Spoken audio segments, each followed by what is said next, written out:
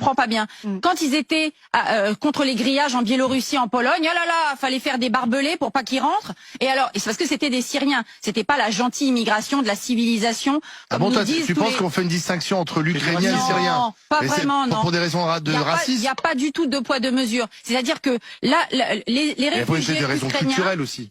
Ah bon, simplement. Les Ukrainiens sont européens, les Syriens ne le sont pas. Un Ukrainien, excusez-moi, mais un Ukrainien qui parle pas français, qui n'a aucune compréhension de ce que c'est la vie en France, pourquoi est-ce que lui, il s'adapterait mieux qu'un médecin afghan ou qu'un réfugié Barbara, ou qu'un ne sois pas naïve comme ça. Déjà, si tu me laisses finir, je serais pas naïve. Elle est en forme aujourd'hui. Ou qu'un Malien ou un Sénégalais qui lui va être francophone. Non mais excuse-moi, je suis pas en train de dire qu'il faut ouvrir la France. Tu sais que je suis très restrictive sur la question des réfugiés. Effectivement, tu as raison, on a un regard différent.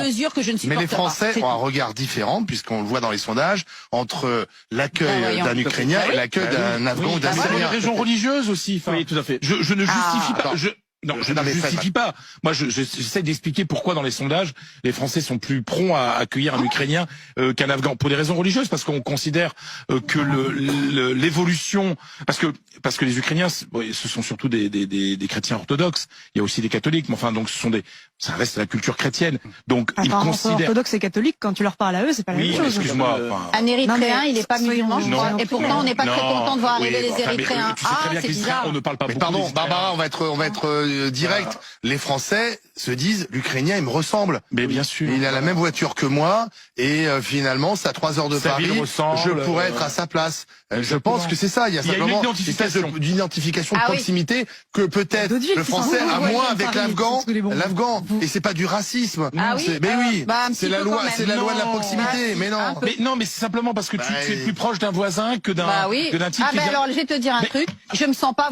Alors ça va être affreux ce que je vais te dire. Je me sens pas spécialement voisine avec l'Ukraine. Eh ben, tu as le droit de le penser. Moi, je me sens les Français, visiblement, je pense qu'on a plus une histoire. La France a aujourd'hui plus une histoire commune avec le Sénégal. Non, on parle de l'Afghanistan. Non.